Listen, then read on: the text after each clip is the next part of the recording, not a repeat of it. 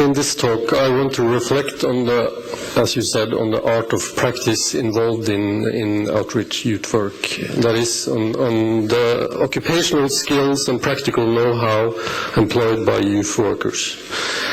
And I will do so through some ethnographic examples that shows you how this practical knowledge and the forms of reflection it gives rise to is an indispensable part of outreach work. But the practical knowledge of youth workers, I argue, is not a sufficient basis for professional practice.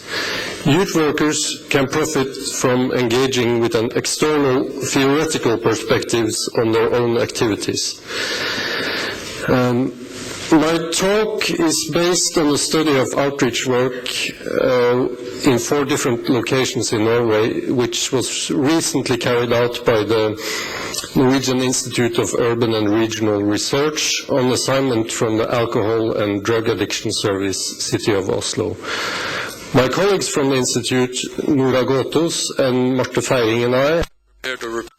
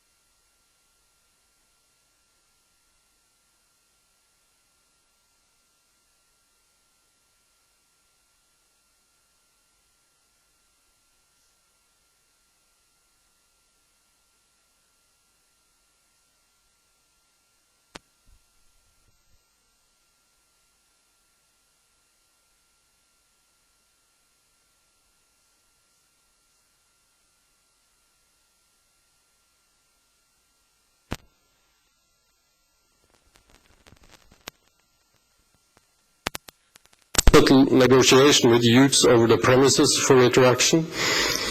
To avoid rejection, youth workers must avoid being seen as intrusive or patronizing. They must adapt to the conversational styles, humor, and other idiosyncrasies of youths, but without moving too far in this direction and without becoming too personally involved in the fate of these individuals.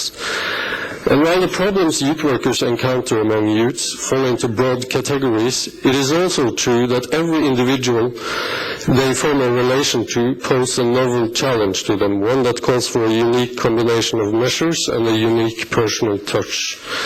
Thus, when I followed youth workers on their daily tours of the town centres, it was easy to tell that they could not simply go by the book when performing these tasks. A more flexible feel for the game was required of them. On one such occasion, I find myself in a shopping mall with a youth worker, Giri. It's around 8 o'clock in the evening, a time when the place is being emptied of customers. Having moved around between the shops and cafeterias for a while, we halt at the railing on the second floor. Here we have a good view of the interior of the center and can spot youths entering and leaving the place. This is a typical position youth workers take up during their walking rounds in the town centers. While standing in a viewpoint like this, they alert each other discreetly about youths they see in and among the crowd. Often these are all acquaintances of the outreach service, but the youth workers are always also on the lookout for newcomers on the arena. Observation is indeed an important element of the activities youth workers engage in, and I was often impressed by their attentiveness to the environment they displayed and their abilities to spot youths in crowded places. Youth workers observe in an open, almost conspicuous way, strolling along in what sometimes appear to be a directionless manner while demonstrating a visible interest in their surrounding. It is an attitude which is quite dissimilar from the hurried presence of most other adults seen on these arenas. This particular evening, there are no youths to be seen in the shopping mall, and having stood for a while at the railing, we decide to move on along the normal route through the town center. As we leave the shopping mall, we pass a group of 2 boys and 2 girls outside of the main entrance. As far as I can tell, Gry makes no attempt of getting in contact with them, but as we get a bit further down the street, she tells me that she recognized one of the girls in the group, who was an old acquaintance of the outreach service, with whom they had lost contact the last few months. Grisha says she would like to talk to the girl to inquire about her present situation, but as we passed the group, she got the impression that the girl did not want to talk to her. She had failed to meet her glance and seemed to turn her attention in another direction. Perhaps she found it embarrassing to show her friends that she was a client of the outreach service. Gry could not tell for sure if the girl had avoided her on purpose. It might have been that she just did not spot her. As matters fell, Gry decided not to approach her. We move on to a street corner in the town center where youths normally gather. Here we find another group of 4, all of them acquaintances of the outreach service. Gry approaches the youths directly. This time she is rejected in an unmistakable way. Even though Gry is standing right next to them, the youths ignore most of her questions. Some they answer hesitantly. Having tried in vain to get the conversation started, she gives up and we move on to another gathering place in the town center. When we return to the street corner about half an hour later, a larger group of youths have gathered there. Among them is the girl that Gry spotted outside of the shopping mall earlier.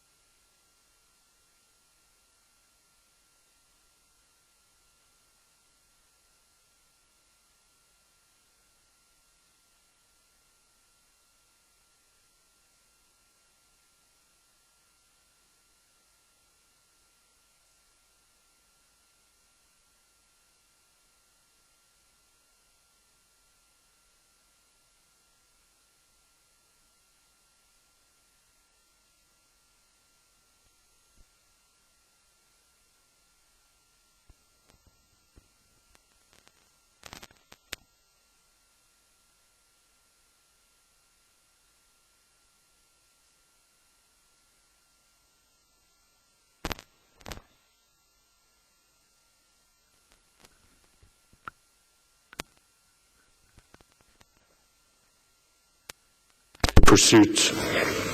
For the most part, metis is of an implicit nature, and for these reasons it is extremely difficult to teach outside of practical situations. Learning how to ride a bicycle may serve as a paradigmatic example in this regard. Metis, Scott says, is sometimes codified in rules of thumb,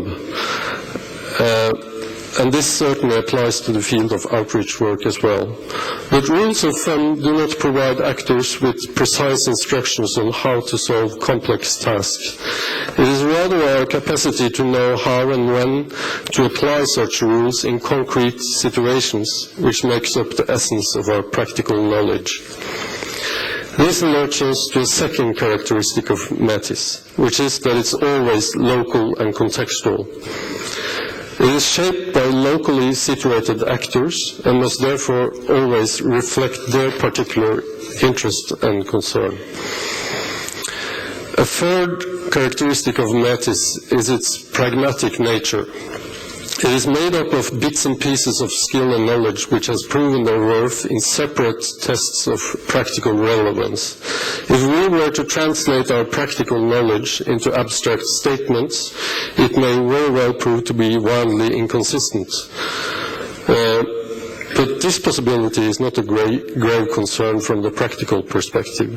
The test of validity in the case of metis is not whether knowledge is logically integrated and true, scientifically speaking, but whether or not it produces desired results, if it does the job or not.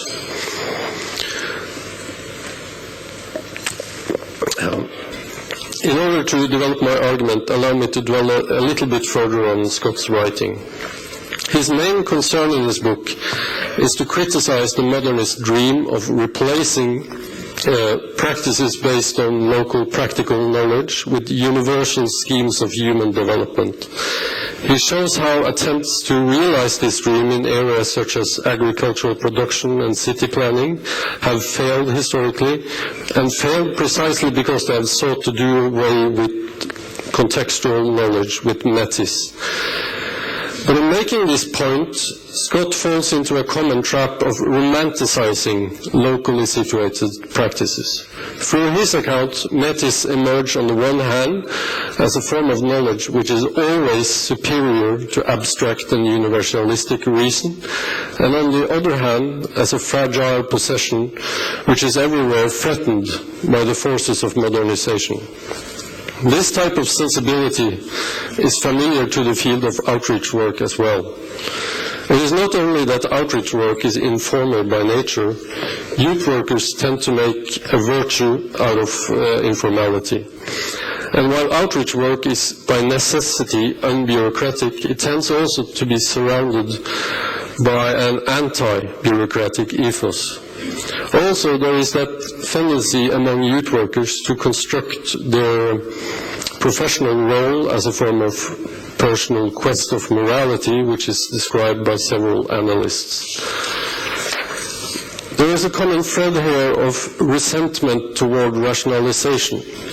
And this attitude may lead youth workers to side with their romantic glorification of metis and view their experience near perspective and their practical knowledge as a self-sufficient basis for professional practice. Just as I agree with the criticism of universal development schemes, I find this opposite tendency unfortunate, and let me explain why. For all its merits, practical knowledge, or metis, is not a type of knowledge which invites us to ask meta-questions about our professional practice. Metis, I have said, is only concerned with practical efficacy, with getting the job done. It may inspire us to develop sophisticated understandings of the qualities of the client-social worker relationships, but it does not force us to step outside of this immediate context of action and consider the structural conditions under which practice takes place. It does not force us to question whether the fundamental objectives we are steering against are legitimate, but rather takes this for granted. This may not be of great consequence in activities where the objectives are transparent and unproblematic. When it comes to social work, however, this is a serious limitation. Here, objectives are always complex and should never be viewed as unproblematic. My source of inspiration in saying this is the sociologist Richard Sennett. In his latest book, Sennett is concerned with the question of how social workers can provide clients not only with the services they are entitled to, but also with the respect they deserve as human beings. One of his answers to this question is that social workers must strive to grant autonomy to their clients. It is easy to agree with this proposition, but if you take it seriously, it must surely complicate matters for social workers. If they are to follow Sennett's advice, it is not enough for them to provide efficient services to clients. They must also strive to place limits on their own involvement with clients and be sensitive to the ways in which they might invade their lives. This requires a critical awareness on the part of social workers regarding the structural ambiguity of their professional role. Social workers are often caught in a dilemma between conflicting role requirements.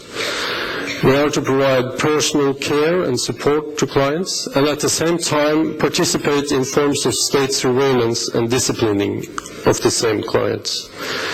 This tension is an inescapable aspect of social work, but as critical analysts point out, there is a tendency among social workers to develop mechanisms that make them oblivious to the side of their activities that has to do with the exercise of power. It is a form of blindness which can entrust social workers with an unrestricted mandate to intervene in the lives of clients in the service of good intentions. A strong reliance on practical knowledge and on the experience-near perspective, I want to emphasize, can serve to facilitate this type of processes. It can also allow social workers to block from you the ways in which political and ideological currents enter into their practice. In what remains of my talk, and how much time do I have? 24 minutes. I'm moving on too quickly.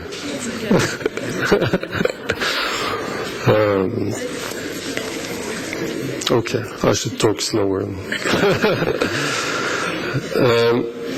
what remains of my talk, I want to dwell on two empirical examples from our study which illustrate this point. Over the last decade, the outreach service in Tromsø and Bergen have undergone some important changes in their activities. In line with general political directives, the main focus of the activity has been shifted away from work of supporting drug addicts in their 20s on to prevention and early intervention work with youths of a younger age. As a youth worker remarked to me, this change of clientele was quite a challenge to him.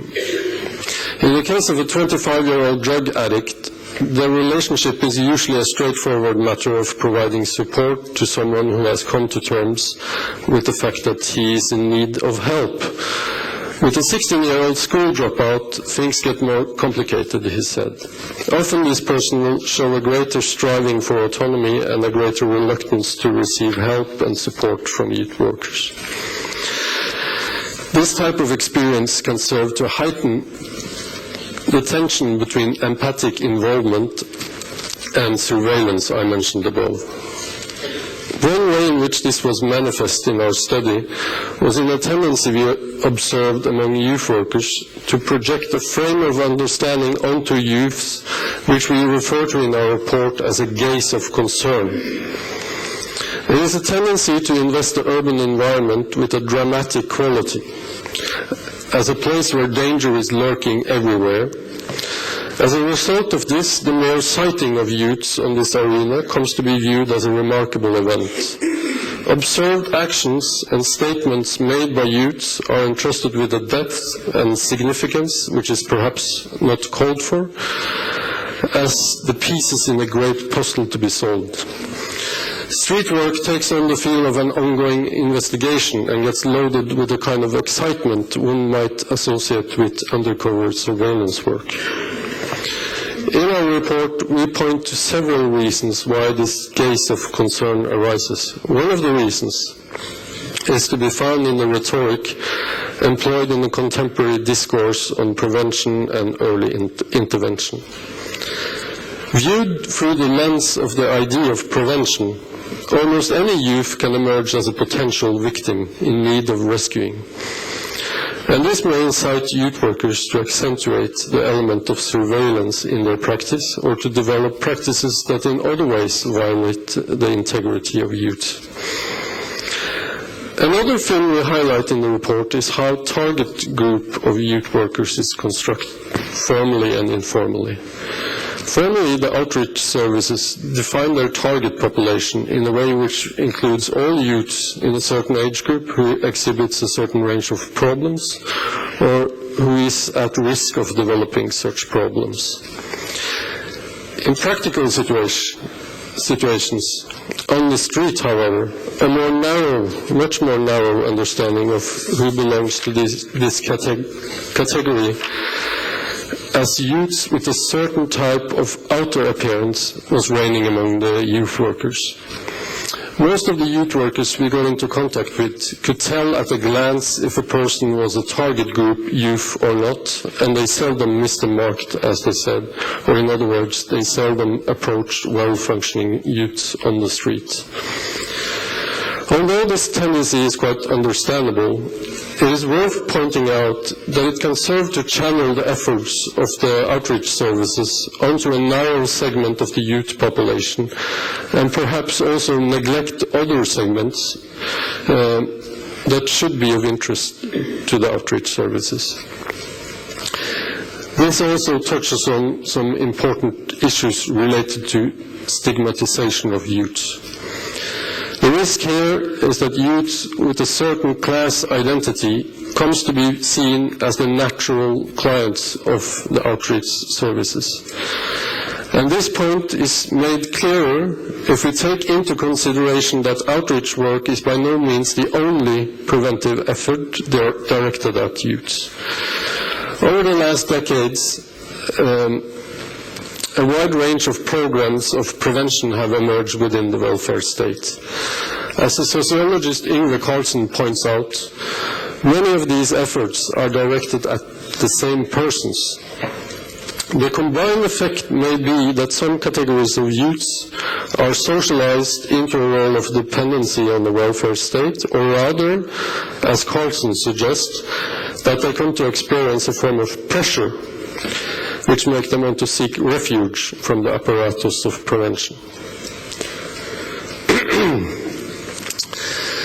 In both of the examples I've described here, we are dealing with frames of understanding among youth workers which are shaped not only by their practical experiences and their reflections upon these experiences, but also by external political and ideological forces. If we agree with the proposition that social workers should grant autonomy to their clients, these are issues that deserve serious consideration. And in my opinion, youth workers can profit from incorporating this type of reflection into their practice as a way of complementing their metis or practical knowledge.